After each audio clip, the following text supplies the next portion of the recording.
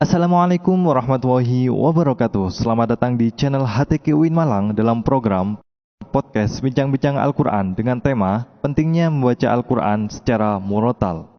Atau kita perkenalan dengan nagom-nagom Al-Quran. Bersama dengan saya, Ustadz Tosan Hamidi. Assalamualaikum Ustadz. Waalaikumsalam warahmatullahi wabarakatuh. Bagaimana kabarnya Ustadz? Alhamdulillah baik. Alhamdulillahirrabbilalamin. Baik, jadi begini teman-teman. Ini merupakan podcast perdana kita di channel HTQ UIN Malang yang berjudul memperkenalkan ke teman-teman macam-macam nagom Al-Quran ketika kita membaca Al-Quran. Begitu nggak Ustadz? Sebelumnya saya memperkenalkan terlebih dahulu Ustadz Tausan Hamidi ini. Nama lengkap beliau Ustadz Tausan Hamidi, sarjana sastra. Beliau merupakan alumni dari jurusan sastra Arab di Ustadz G. UIN Maulana Malik Ibrahim Malang. Beliau juga alumni anggota dan juga pengurus HTQ UIN Malang. Beliau sekarang muadzin sekaligus imam di Masjid Al-Hidayah, Perum Mutiara Jingga, Tasikmadu. Alhamdulillahirrabbilalamin. Mungkin langsung saja Ustadz G. Di tema video podcast kali ini kita membahas tentang pentingnya membaca Al-Quran secara murotal atau dengan nagom. Mungkin Ustadz bisa menjelaskan lebih gamblang apa sih pentingnya membaca Al-Quran secara tartil nggih Ustadz G? Oh iya, terima kasih Mas Sandi. Gus Sandi ya, kalau HTQ ya Gus Pak. Bismillahirrahmanirrahim. Assalamualaikum warahmatullahi wabarakatuh. Alhamdulillahirrabbilalamin. Wassalatu wassalamu ala sayyidil anbiya wal mursalin wa ala alihi wa sahbihi ajmain. Yang kami hormati jajaran pengurus HTQ UIN Malang dan juga seluruh pengurus Musaid HTQ UIN Malang. Alhamdulillah kita bisa berjumpa pada pertemuan pertama ini. Kita akan membahas yakni terkait dengan pentingnya membaca Al-Quran secara tartil gitu ya. Jadi kalau secara tartil sudah masyhur kita sering mendengarkan kalam Allah Subhanahu wa taala yang berbunyi warattilil Qur'ana tartila. Yaitu bacalah Al-Qur'an, warattilil Qur'ana tartila secara tartil. Apa itu tartil? Tartil adalah tajwidul huruf wa ma'rifatul wuquf. Jadi mentajwidkan setiap huruf dan mengetahui wakof-wakof. Nah itu adalah tartil. Dan ini masyhur kita dengarkan dari ustadz-ustadz kita semua bahwa warattilil Qur'ana tartila itu menjadi hal yang wajib karena perintah dari Allah Subhanahu wa taala. Maka yang harus kita ketahui pertama, membaca secara tartil, membaca secara makhraj yang benar dengan tajwid yang benar itu adalah sebuah keharusan. Sebuah keharusan bagi setiap pembaca Al-Qur'an.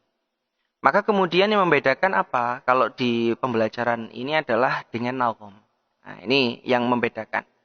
Kalau tartil tadi terfokus pada bacaan tajwid. Maka kalau nagom ini terfokus ada bacaan yang mengindahkan. Ya, jadi banyak hadis juga yang mengatakan yang disabdakan oleh Rasulullah sallallahu alaihi wasallam, al-mahiru bil Qur'an ma'as safaratil kiramil bararah. Kemudian yang di hadis lain juga disampaikan zayyunul Qur'an bi aswatikum. Bacalah Al-Qur'an, perbaguslah Al-Qur'an dengan suara-suara kalian. Artinya memang ada perintah untuk kita memperbagus bacaan. Ada perintah dari Rasulullah untuk kita mahir dengan Al-Qur'an. Nah, mahir itu banyak kriterianya. Mahir itu ada yang menghafal Al-Qur'an. Kemudian yang tajwidnya bagus sesuai dengan ilmu-ilmu dan sanad sampai Rasulullah Shallallahu Alaihi Wasallam. Dan kemudian ada juga yang mahir ini secara keilmuannya, makna, secara bahasa, pemahaman dan tafsirnya. Dan bahkan termasuk salah satunya adalah mahir ini mampu membaca Al-Quran dengan baik, dengan indah. Apakah ada sahabat Rasulullah yang membaca Al-Quran dengan indah? Ada. Salah satu contohnya Abdullah bin Mas'ud. Beliau dikatakan oleh Rasulullah bahwa kalau kalian ingin tahu bacaan, ini aukamakol ya, secara bahasa saya sendiri. Kalau kalian ingin tahu bacaan yang bagus dan indah, lihatlah bacaannya Abdullah bin Mas'ud. Saking hebatnya karena Abdullah bin Mas'ud itu mulia karena Al-Quran. Padahal dulu beliau adalah pengembala kambing. Tapi karena dekat dengan Rasulullah SAW, beliau kemudian ingin mempelajari Al-Quran, ingin mempelajari Islam dengan baik, dan kemudian sehingga beliau itu sampai mahir di dalam pembelajaran Al-Quran. Abdullah bin Mas'ud salah satunya. Yang itu menjadi contoh bagi kita semua bagaimana beliau mendalami ilmu Al-Quran. Dan bahkan dikatakan oleh para ulama, beliau adalah sahabat yang mulia karena Al-Quran. Dan Rasulullah sangat mencintai para sahabat yang mahir dengan Al-Quran. Contoh yang lain adalah Mus'ab bin Umair. Mus'ab bin Umair itu adalah sahabat yang dulunya ketika muda itu sangat kaya raya, tampan. Bahkan ketika lewat di kota Makkah, wanita itu pada melihat lewat dari jendela, saking tampannya. Bahkan dikatakan dia itu seperti bunga yang bermekaran di taman. Ketika dia dipandang itu sangat indah, sangat elok. Dan ada bau wangi sekali yang muncul dari Mus'ab bin Umair. Yang kemudian dia masuk Islam di sekitar usia 17 tahun. Yang kemudian setelah itu dia diusir oleh ibunya, diusir oleh orang-orang di sekitarnya. Yang bahkan dikatakan sampai bajunya pun nggak pernah ganti. Karena mencintai Islam dan Al-Quran. Kemudian beliau belajar Al-Quran sampai bacaannya ini indah. Dan Rasulullah mencintai, bahkan dia menjadi duta pertama yang dikirim oleh Rasulullah ke Madinah. Duta yang dikirim oleh Rasulullah ke Madinah untuk memberikan pengajaran Al-Quran kepada sahabat Ansor yang telah menjadi Islam di hadapan Rasulullah. Kemudian didampingilah oleh Mus'ab bin Umair di kota Madinah. Nah setelah itu hanya sekitar belasan saja orang Islam yang berikrar kepada Rasulullah masuk Islam, yang didampingi oleh Mus'ab bin Umair setiap bulannya bertambah. Barokah apa? Barokah bacaan yang sangat indah. Nah ini kalau kita melihat sahabat Mus'ab bin Umair, satu dia kalau bahasa sekarang itu good looking. Oh, ya. Beliau itu ganteng sekali. Beliau ganteng sekali, parasnya indah sekali, bahkan tampan sekali, wanita pengen dekat dengan dia. Good looking, satu. Dia indah dipandang. Kemudian yang kedua, dia ini orangnya zuhud. Menerima apa adanya. Nggak pakai aneh-aneh. Apa adanya beliau bisa, nggak pamer harta, nggak pamer apapun. Beliau sangat mencintai Islam dan menerima apapun keadaan di dunia tanpa mempertimbangkannya. Kemudian amanah. Antu addul amanat ila ahliha. Jadi Rasulullah itu pasti melihat sosok Mus'ab bin Umair ini bisa diberikan amanah. Kenapa? Nggak mungkin Rasulullah memberikan amanah kepada orang yang tidak ahlinya. Karena Allah bilang sendiri di dalam Al-Quran, antu addul amanati ila ahliha. Jadi kalau memberikan amanah kepada orang yang ahli di bidangnya. Nah Rasulullah ini memberikan amanah karena tahu Mus'ab bin Umair bisa menerima amanah ini. Untuk dakwah mendampingi dan menyebar luaskan Islam di Madinah. Jadi artinya yang kita bisa ambil pelajaran adalah satu dia gantengnya, good looking tadi. Yang kedua dia ini adalah amanah. Yang ketiga dia zuhud menerima apa adanya. Yang keempat dia ini berani berjuang tanpa berpikir panjang. Karena ini adalah amanah dari Rasulullah. Maka kemudian yang berikutnya karena keindahan bacaan Al-Quran. Nah keindahan inilah yang kemudian nyambung dengan pembelajaran kita. Pembelajaran nagham bitajwid. Kita terfokus dulu pertama dengan tajwid. Baru kemudian kita mempelajari yang namanya nagham. Yang kemudian dakwah Mus'ab bin Umair di Madinah ini sangat pesat sekali. Bahkan saat itu pembesar kota Madinah yang bernama Sa'ad bin Mu'ad. Dia hatinya ini panas dikarenakan banyak orang yang melaporkan kepada dia bahwa ada satu anak yaitu Mus'ab bin Umair yang datang ke Madinah ini meresahkan masyarakat. Lantas kemudian datanglah Sa'ad bin Mu'ad ini ke rumahnya Mus'ab bin Umair. Tapi kemudian sebelum datang dia mendengarkan bacaan Al-Quran yang sangat merdu. Cuman karena tujuan pertama, untuk apa? Tujuan pertama saat tadi itu adalah untuk melabrak bahasanya ya, untuk melabrak dan memarahi Mus'ab bin Umair karena dakwah di Madinah meresahkan masyarakat. Tapi kemudian Mus'ab bin Umair bilang, gini saja, kalau memang dakwahku ini meresahkan, saya akan pergi dan tidak melanjutkan. Tapi saya minta tolong panjenengan duduk dulu di depan sini, dengarkan apa yang saya baca. Maka kemudian setelah itu dibacakanlah Al-Quran di depan Sa'ad bin Mu'ad. Yang kemudian dia jatuh cinta terhadap bacaan ini dan menggetarkan hatinya sehingga dia keluar dengan membaca syahadat. Yang kemudian gemparlah penduduk Madinah karena saat tadi itu masuk Islam. Nah, dan ternyata karena saat ini punya kekuatan yang besar, power yang besar di Madinah, banyak yang mengikuti dia masuk Islam. Maka berbondong-bondonglah orang masuk Islam. Padahal itu Rasulullah belum datang ke Madinah. Apalagi kalau Rasulullah datang, waduh tambah berbondong-bondong. Jadi saat itu Rasulullah mengirim, Rasulullah belum datang ke Madinah. Dan Rasulullah masih ada di kota Mekah. Pernah sahabat Mus'ab bin Umair ini pergi ke Habasyah. Kemudian kembali lagi ke Mekah dan kemudian baru diutus untuk berangkat ke Madinah. Ya karena itu tadi, karena Rasulullah percaya bahwa Mus'ab ini dia mampu di dalam menjalankan amanah. Apalagi tadi itu dakwah bil Quran. Berdakwah karena Allah Subhanahu wa taala, karena mencintai Rasulullah dan karena Al-Qur'annya. Yang kemudian banyak orang yang masuk Islam, banyak orang yang mencintai Al-Qur'an, banyak orang yang ingin belajar Al-Qur'an dan mendalami Islam. Jadi kita yang bisa kita ambil hikmahnya adalah kalau kita belajar Al-Qur'an, jangan setengah-setengah. Ada kalanya kita belajar tajwid bagus, tapi ada kalanya kita harus memperbagus bacaan. Untuk apa? Untuk dakwah. Sekali lagi untuk dakwah. Karena ini pengalaman saya pribadi. Pengalaman saya pribadi ketika banyak orang yang cerita ke saya. Saya itu dulu mas, nggak seneng sama Islam. Saya itu nggak seneng sama orang ngaji. Nggak seneng sama orang adzan. Padahal dia Islam. Tapi kemudian saya terketuk hati saya karena mendengarkan ayat-ayat Al-Quran. Karena mendengar keindahan bacaan Al-Quran. Kok enak didengarkan, kok ketagihan, kok besoknya ada ketenangan, kok besoknya penasaran. Akhirnya kemudian sampai dia jatuh pada puncaknya, dia pengen kembali lagi ke fitrah. Pengen kembali lagi mempelajari Islam. Pengen kembali lagi mendekatkan diri kepada Allah Subhanahu wa taala dari barokahnya Al-Qur'an. Berapa banyak orang yang terkadang mendengar bacaan imam sholat yang kemudian menangis. Yang kemudian setelah itu dia tersungkur malu kepada Allah. Yang kemudian dia bertobat kepada Allah. Itu banyak orang yang cerita seperti itu. Bahkan kita juga sering mendengar itu dari ustadz-ustadz kita.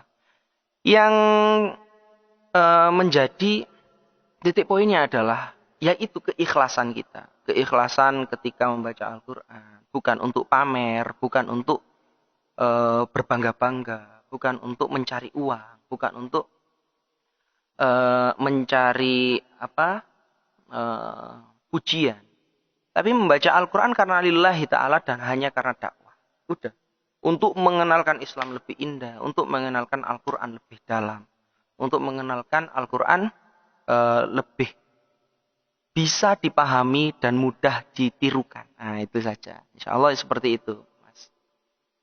Masya Allah, luar biasa sekali ya penjelasan panjang dari Ustadz Husain Hamidi. Bisa kita ambil kesimpulan ya dari yang disampaikan oleh Ustadz Husain Hamidi terkait sejarah para sahabat Rasulullah. Kemudian juga ada cerita pribadi dari beliau.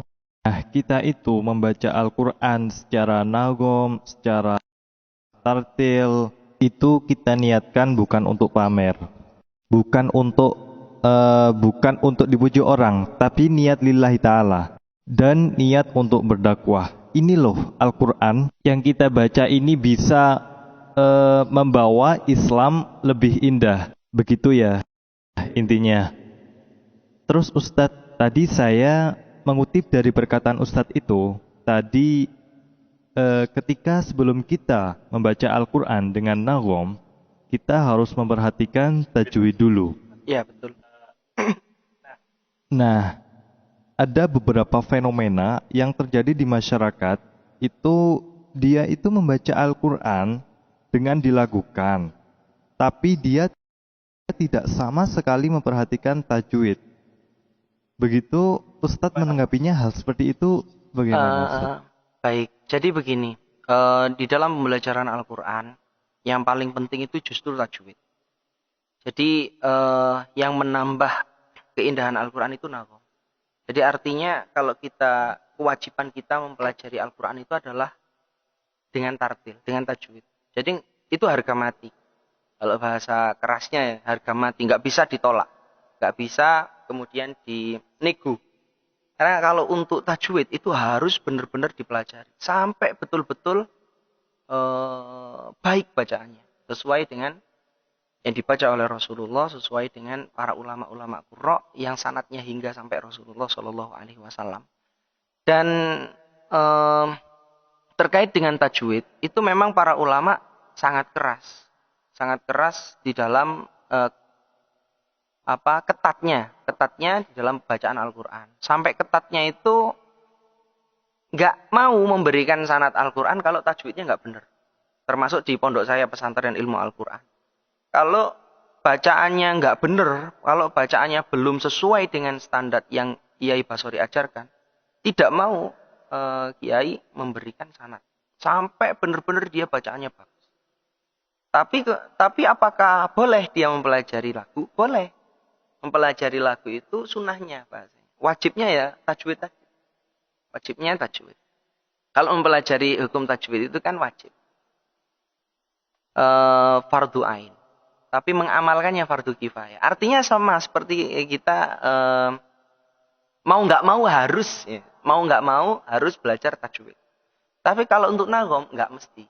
Kalau nagom itu hanya tambahan, imbuhan, hanya hiasan, zayyinul Quran. Jadi hanya mempercantik. Nah, istilahnya kalau kita punya sebuah piring ini wajib ada. Tapi biar lebih indah mungkin dikasih sendok, mungkin dikasih apa. Untuk wadah ini wajib dulu, tajwid ini. Tapi kemudian diperindah dengan isinya, diperindah dengan maknanya, diperindah dengan lagu-lagunya. Kalau untuk bacaan Al-Quran. Jadi begitu. Jadi intinya lagu harus mengikuti tajwid, Betul. bukan tajwid yang mengikuti lagu. Begitu Ustadz G. Ya mungkin dari Ustadz tadi udah menjelaskan betapa pentingnya kita membaca Al-Quran. Dan khususnya buat teman-teman nih dari anggota HTQ yang notabene-nya menghafalkan Al-Quran, harus memperhatikan tajwid, khususnya juga tidak ada salahnya kita juga mempelajari nagom yang sudah dijelaskan oleh Ustadz Husan Hamidi tadi.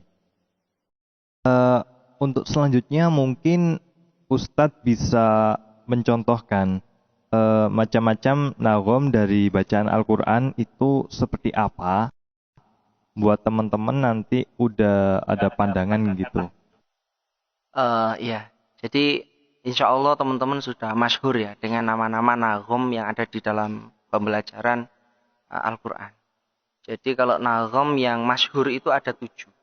Yang artinya yang terakui, yang kemudian dipakai oleh seluruh ulama qurra. Bahkan kori-kori seluruh dunia pakai 7 nada ini. Nah 7 nada ini sebenarnya punya cabang-cabang. Tapi 7 nada ini itu yang paling dasar yang harus diketahui. Ada ros, nahawan, kemudian jiharka, bayati, sika, soba. Ada 7. Satunya apa berarti? Ingat nggak sampean? Bayati, sika, Ya. nawahawah. Ros ya, ros, nahawan, kemudian bayati, oh ya hijaz ya, hijaz. Hijaz, kemudian sika, soba, ya kan? Sama, kebalik-balik jadi. Ya, intinya ada 7. Ya, intinya ada 7. Tadi kita belum nyebut hijaz. Ada soba, ada sika. Nah, jadi ada 7 nada tersebut yang sudah masyhur lah, kita tahu semua. Nama-nama nada tersebut. Bahkan kalau sekarang itu wis canggih. Pembelajaran nagom itu sudah mudah sekali didapat di mana-mana. Tapi yang terpenting yang harus kita ketahui adalah bagaimana caranya mempraktekkan sebuah nada. Bagaimana mempraktekannya. Jadi ada lagu Bayati. Nada dasarnya seperti apa? Kemudian ngambil nadanya dari mana? Nah, ini kadang yang belum bisa dilakukan oleh beberapa teman-teman. Tapi untuk mendengarkannya sering. Jadi kita kan sering mendengar, tapi kadang prakteknya agak susah, ya, agak males juga. Gitu. Tapi kalau tahu dasar teorinya, ya insya Allah gampang sekali. Jadi begitu. Baik Ustadz, tadi Ustadz sudah menjelaskan macam-macam nagom ketika kita menadakan Al-Quran. Itu tadi ada 7 ya. Saya sebutkan lagi coba. Yang pertama ada Hijaz, kemudian ada Bayati, kemudian ada Sika, kemudian ada Jiharka, ada Soba, kemudian ada Nahawan, kemudian yang terakhir ada Ros. Ya, nantinya kita akan mempelajari insya Allah pertemuan selanjutnya. Di podcast selanjutnya kita akan belajar masing-masing irama tersebut. Jadi teman-teman semua yang ada di sini tetap stay tune untuk selalu menonton channel HTQ UIN Malang. Dan jangan lupa di subscribe khususnya untuk anggota Funun Islamiyah HTQ UIN Malang. Itu Ustaz.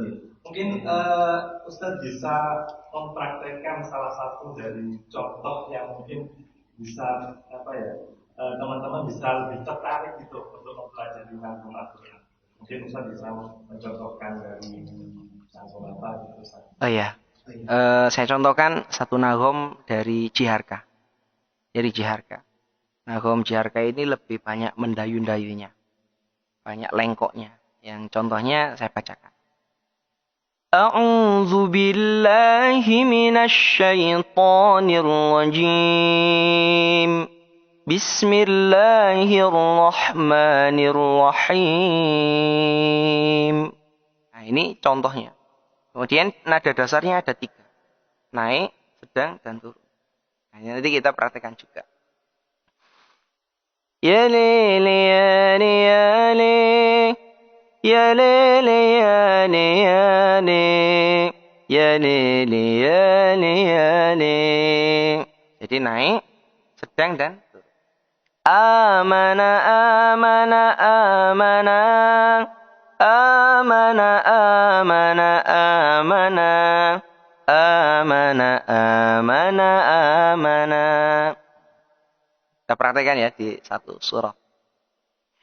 A'udzu billahi minasy syaithanir rajim. Bismillahirrahmanirrahim. Ara'aita alladhi yukadzibu bid-din. Fadzalika alladhi yad'u al-yatim. ولا يحض على طعام المسكين فويل للمصلين الذين هم عن صلاتهم ساهون الذين هم يراءون ويمنعون الماعون. Jadi Jiharka ini lebih ke mendayu-dayu. Iya, lebih mendayu-dayu. Kalau mungkin bisa dicek Ustaz, kalau bisa saya mencoba gitu. Iya, coba. Ke Jiharka na gitu Ustaz. A'udzu billahi minasy syaithanir rajim. Bismillahirrahmanirrahim. Seperti Ustaz. Enak. Cocok udah. Jadi seperti itu tadi Ustaz sudah mencontohkan lagu Jiharka. Nah mungkin gimana teman-teman, tertarik kan? Oleh karena itu untuk video selanjutnya itu nanti kita akan mempelajari satu persatu nagom yang ada ketika kita membaca Al-Quran secara tertib gitu teman-teman. Mungkin mungkin ada lagi Ustaz yang mau disampaikan. Insya Allah itu saja. Ya, baik, mungkin podcast kali ini kita hanya sebagai perkenalan dan pembukaan untuk memperkenalkan kepada teman-teman semuanya, khususnya nih buat anggota Funun Islamiyah HTGUI Malang yang kemarin sudah mendaftar, khususnya untuk Maba 2020 ya Ustaz. Jadi ini kan sebenarnya kita untuk tiap tahun ini latihannya secara offline Ustaz, karena kita ya di kondisi yang seperti ini terbatas ya, kita harus tetap berkarya dengan bentuk podcast seperti ini. Semoga teman-teman semuanya sehat selalu dan semoga apa yang disampaikan Ustaz tadi bisa bermanfaat bagi kita semuanya. Mungkin itu saja Ustaz ya, podcast kita kali ini. Kami ucapkan terima kasih yang sebanyak-banyaknya. Assalamualaikum warahmatullahi wabarakatuh. Waalaikumsalam warahmatullahi wabarakatuh.